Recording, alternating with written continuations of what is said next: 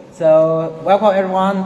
Today we are diving into the fascinating world of animal communication based on the video we have just watched. It turns out the animal kingdom is much louder and smellier than we might think. So, Dr. Finch, let's start with you. What stood out as the most critical information from the clip? Okay, thank you for the question. For me, the most interesting takeaway was the categorization of communication into the distinct type, visual, auditory, tidal, and chemical. We often just think of noise, but the video highlights how producing the visual base are. I love that concept of the branches. It's fascinating that animal physical color of shape like the deep sea jellyfish stunning color display is a form of passive communication. It doesn't have to do anything. It exists to send a message. Bullshit. And that's this guy on the display got the video user Australian blue necklace lizard as a perfect example. It has to actively open its mouth and unfold that frill to look longer. It's a deliberate performance to say, "By God, it's dangerous." Exactly, and we can ignore the chemical aspect.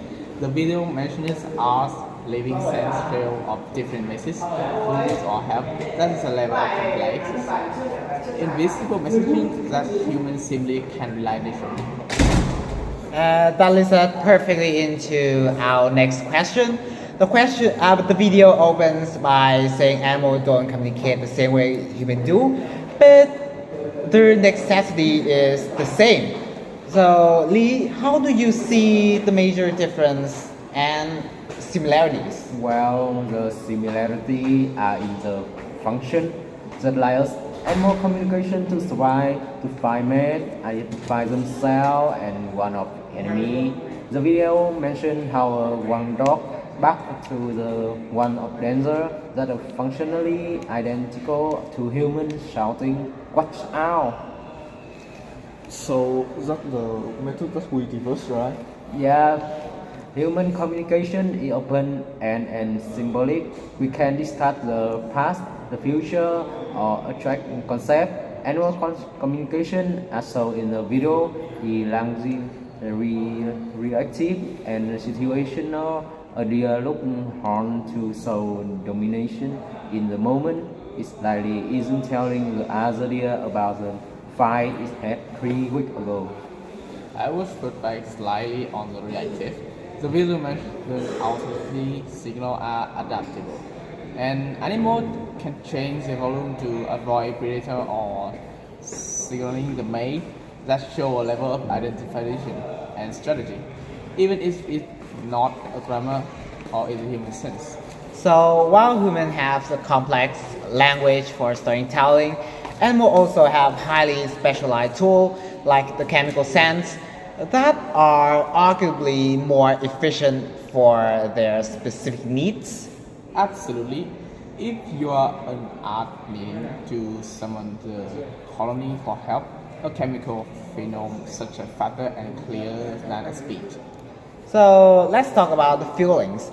We tend to anthropomorphize animals, but the video explicitly mentions emotion like anger or comfort.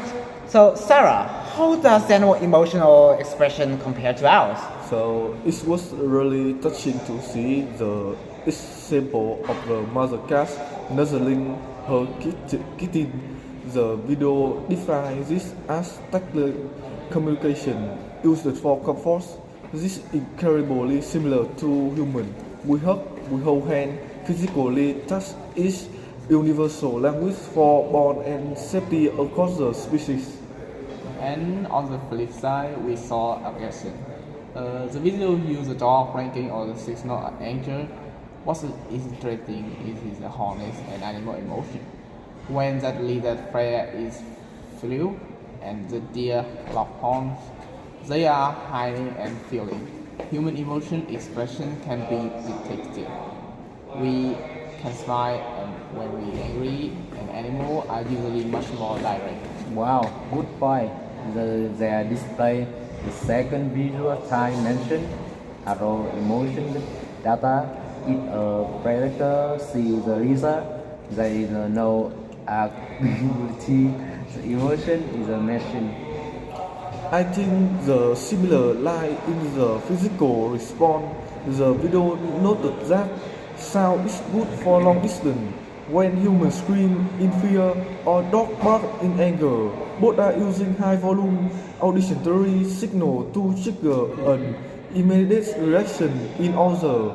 We say that primal alert system. So we have just about a minute left. If you had to summarize the complexity of animal communication in one sentence based on this video, what would it be? I would say this is about survival through diversity and using it very tool available, from the scary thrill to the chemical trait. I would say it's powerful and adapted even without word. And I just say that deeply emotion and rooted in the same need for the connection that we have. Fantastic insights. It seems that well, we might write book and they might leave sense trails. The goal is always the same: to be understood. Thank all for the discussions and Never thank see you you for again. listening. Never see you again.